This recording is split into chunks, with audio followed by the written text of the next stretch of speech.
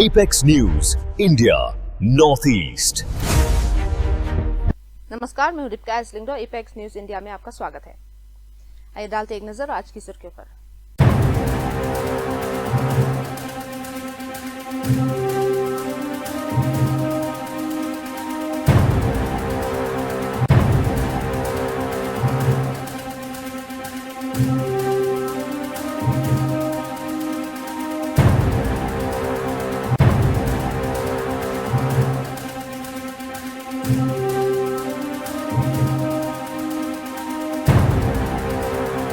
और अब खबरें विस्तार से।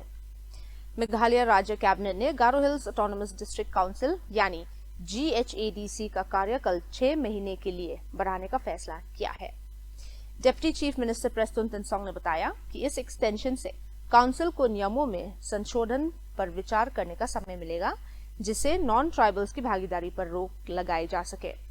उन्होंने ये भी आरोप लगाया कि 21 मेंबर ऑफ डिस्ट्रिक्ट काउंसिल ने बिना उचित परामर्श के चीफ एग्जीक्यूटिव मेंबर को बदल दिया, जब नॉन ट्राइबल्स को रोकने वाला नोटिफिकेशन जारी किया गया था। Of Garo Hills Autonomous District Council. After deliberation, after discussion, all the details, then the cabinet has decided to extend the terms of the present house of the Garo Hills Autonomous District Council for a period of 6 months with effect from 18 April 2026 up to 18 October 2026. This is the decision taken by the cabinet today. If you have any question, please, all of you, that again today in the morning, the CM of the district council, Sri Albinos Armara, has resigned from the post of CM, and I'm also happy to inform to all of you that again in the afternoon of today, again the house has elected new CM by the name of Shri Dharmanath CH Sangma.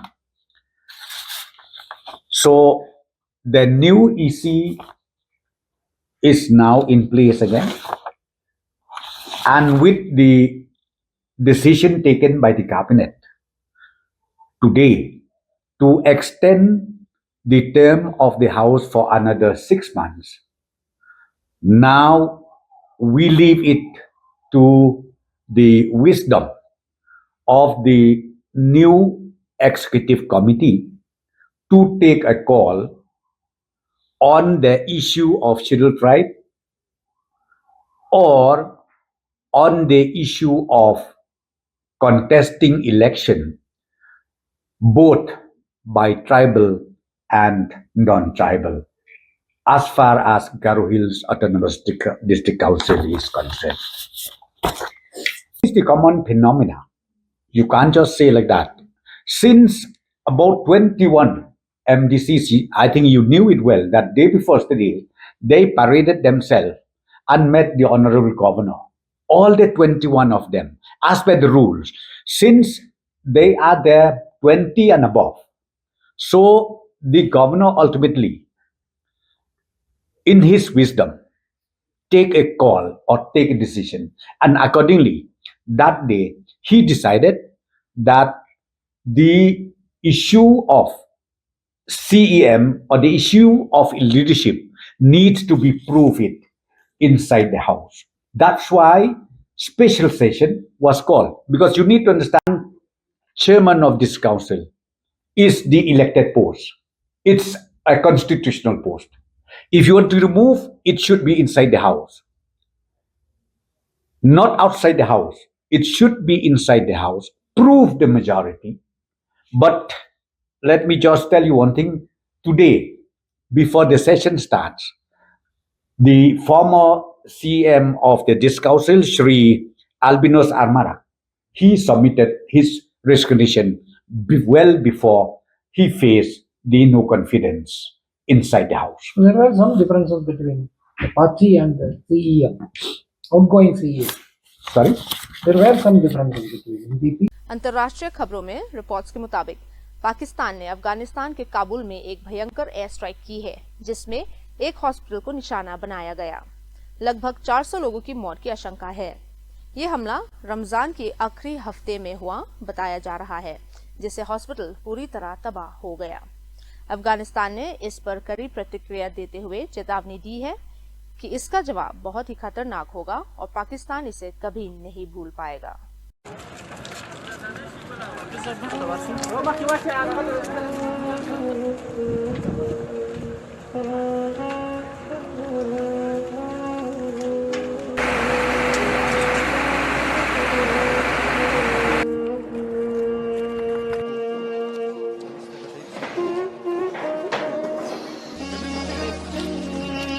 هغه ویډیو وایي څنګه کې خبره تستل کړي دا نو مو دا مقصد دی د مجاهدینو ولاړ لیګه یو سند کې وساره لکه بشیر استوا پروانه کې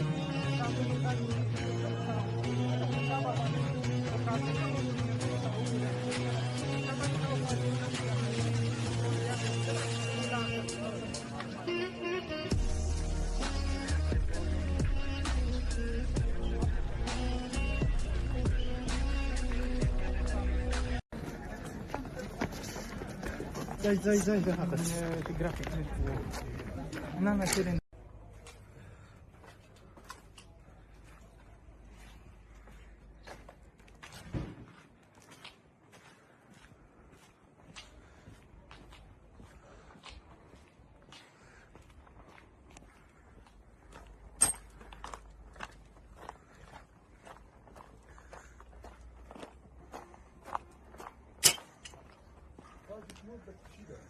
دا دلته څوک څه پراته دي دا ولې متعدین دي غریبان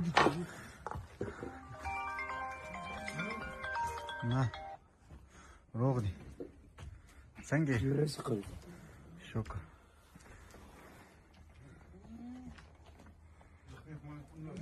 نه دلته متعدین دي دوی دلته بچ شوي دي خو ویده دي څنګه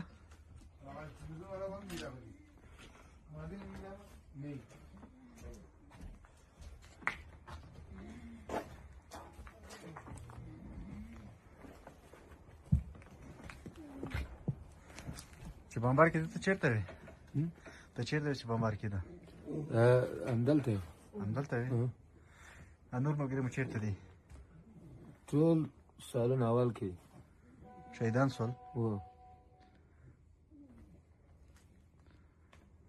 څومره وخت کېږي دلته راوړی علاج دپاره څومره وخت کېږي علاج دپاره دلته راوړی 2.5 کال 2.5 کال इस बीच कुछ अप्रामाणित reports में कहा गया है कि Tehran में Islamic revolutionary guard corps के command centre पर बड़ा हमला किया गया। माना जा रहा है कि यह हमला यूनाइटेड स्टेट्स और इजरायली एयरफोर्स ने मिलकर किया। रिपोर्ट्स के अनुसार एक हाई लेवल मीटिंग के दौरान 50 से अधिक सीनियर IRGC अधिकारियों की मौत हो गई है। हालांकि इसकी आधिकारिक पुष्टि अभी बाकी है।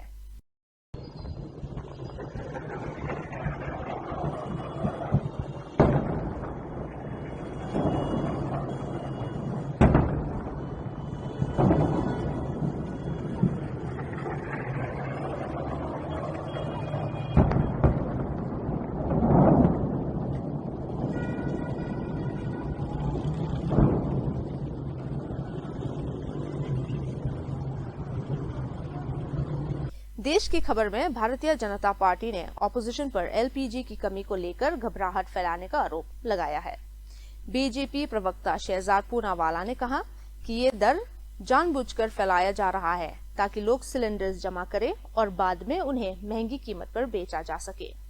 और गोल पोस्ट शिफ्ट करना, क्योंकि जिस प्रकार से अखिलेश जी ने एक समय पर कोविड की वैक्सीन को लेकर झूठ बोला था कि बीजेपी की वैक्सीन है, अफरा तफरी तब भी मचाने की कोशिश की, पैनिक क्रिएट किया और फिर ये लग गए थे पूरी इकोसिस्टम की फाइजर की वैक्सीन खरीदो। तो पैनिक टू प्रॉफिट ये इनका पुराना मॉडल है। आज भी जब पहले क्रूड ऑयल पे ये लोग कह रहे थे क्रूड ऑयल की शॉर्टेज है, क्रूड ऑयल की शॉर्टेज है, जब क्रूड ऑयल पे बता दिया गया कि हमने इतना डाइवर्सिफाई किया है, हमारे रिजर्व्स इतने डीपन किए हैं, डोमेस्टिक ऑल्टरनेटिव्स की तरफ हम कैसे चले हैं, जिसकी वजह से आज क्रूड ऑयल की कहीं पर भी कोई शॉर्टेज की स्थिति नहीं है। उल्टा 4-5 वर्षों से तो पेट्रोल डीजल के दाम भी नहीं बढ़ाए गए, जबकि पूरी दुनिया में बढ़े हैं। तो ये आ गया एलपीजी पर, और एलपीजी पर हर रोज इंटर मिनिस्ट्रियल ब्रीफिंग में बताया जा रहा है कि डोमेस्टिक एलपीजी मतलब घरेलू सिलेंडर में पहले भी 2.5 दिन में मिलता था, आज भी 2.5 दिन में मिलता है। 25,000 जो डीलर है कहीं पर भी स्टॉक आउट नहीं हुआ है। घरेलू सिलेंडर की आपूर्ति में कोई शॉर्टेज नहीं है, पाइप्ड गैस में कोई शॉर्टेज नहीं, सीएनजी जो ट्रैवल के लिए इस्तेमाल होती उसमें कोई शॉर्टेज नहीं, 100% मिल रहा है। केवल कमर्शियल और इंडस्ट्रियल यूज में 80 to 70% प्रायोरिटाइजेशन के हिसाब से डोमेस्टिक को पहले प्रायोरिटी दी जा रही है।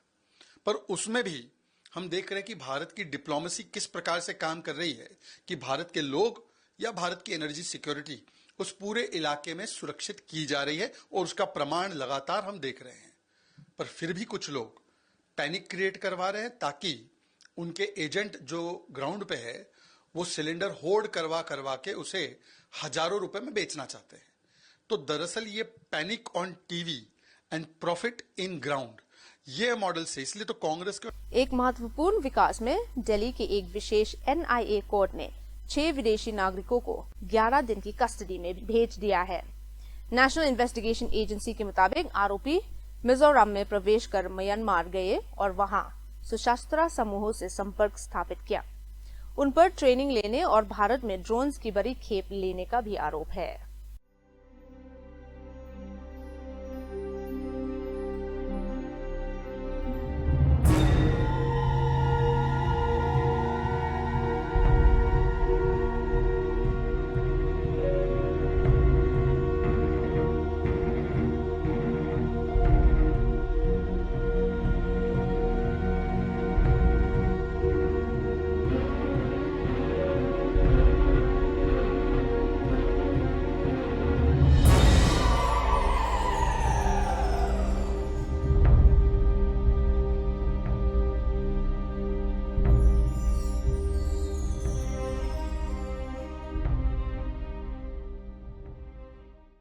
प्रधानमंत्री नरेंद्र मोदी ने वेस्ट बंगाल सरकार पर महिलाओं के खिलाफ बढ़ते अपराधों को लेकर कड़ी आलोचना की है।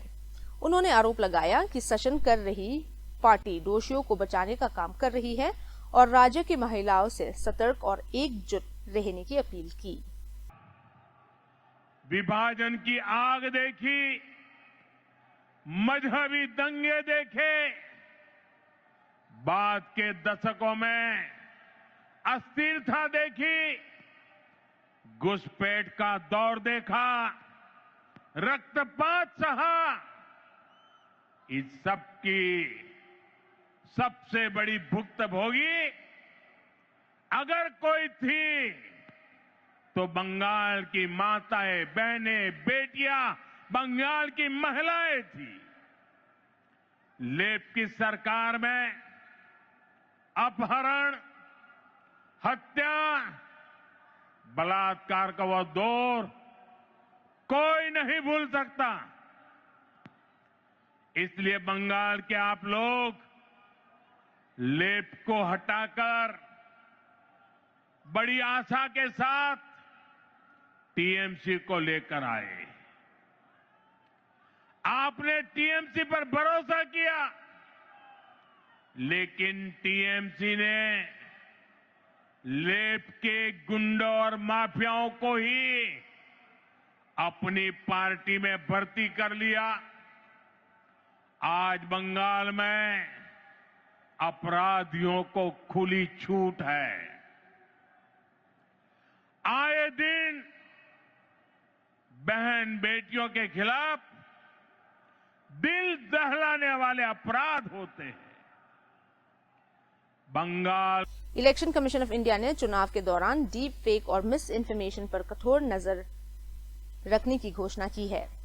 Chief election commissioner Gyanesh Kumar ने कहा कि हर राज्य में अधिकारी इस तरह की कंटेंट को ट्रैक करेंगे, उसे हटवाएंगे और जरूरत पड़ने पर कानूनी कार्रवाई भी की जाएगी। जहां तक मिस इन्फॉर्मेशन और डीप फेक की बात है, हर स्टेट्स में जो हमारे नोडल ऑफिसर्स हैं वो उसको मॉनिटर करेंगे और उनके टेक डाउन या एफआईआर की व्यवस्था करेंगे। दिल्ली में क्राइम ब्रांच ने मुंडका क्षेत्र में एक बड़े गैर कानूनी एलपीजी सिलेंडर जमा करने वाले रैकेट का भांडाफोड़ किया है। पुलिस ने 600 से अधिक सिलेंडर जब्त किए हैं जो विभिन्न गैस कंपनीज के थे और इलीगल तरीके से स्टोर किए जा रहे थे।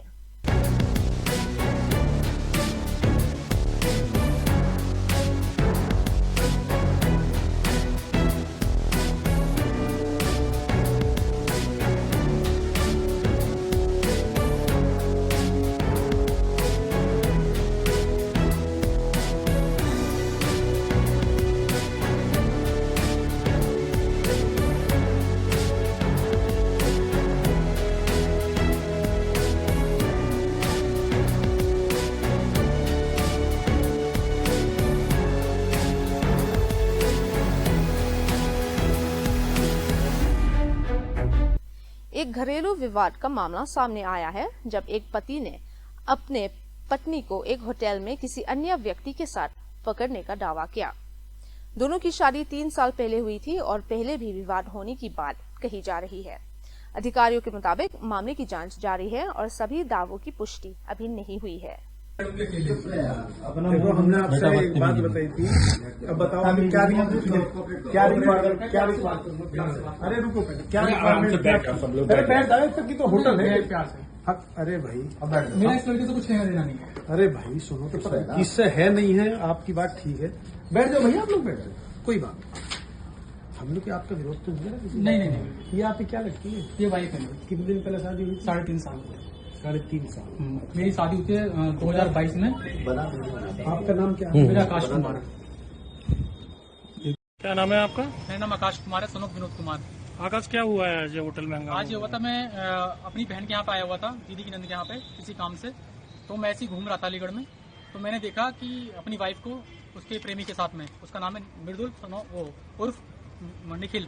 तो मैंने जब उनको देखा तो मैंने उनका पीछा करा।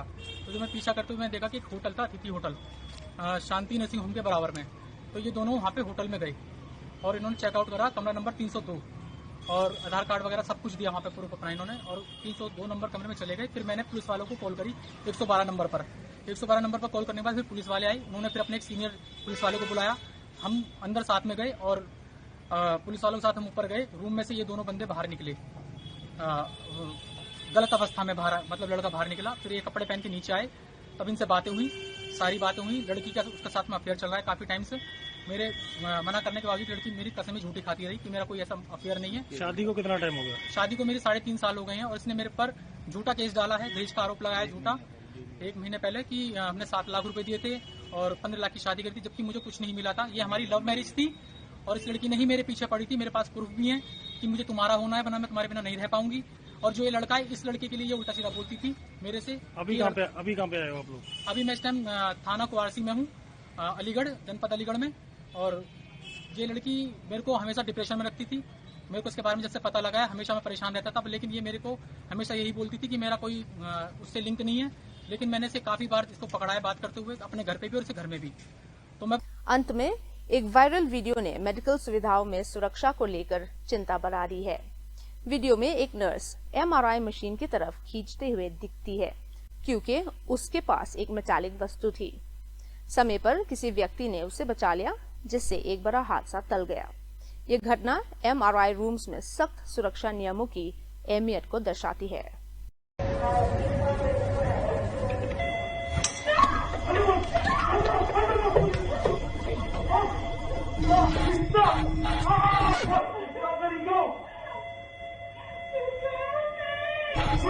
अब वक्त हो चुका है आपसे विदा लेने का। कल फिर मिलेंगे कुछ और खबरों के साथ, तब तक के लिए हमें इजाजत दीजिए। नमस्कार। Apex News, India, Northeast.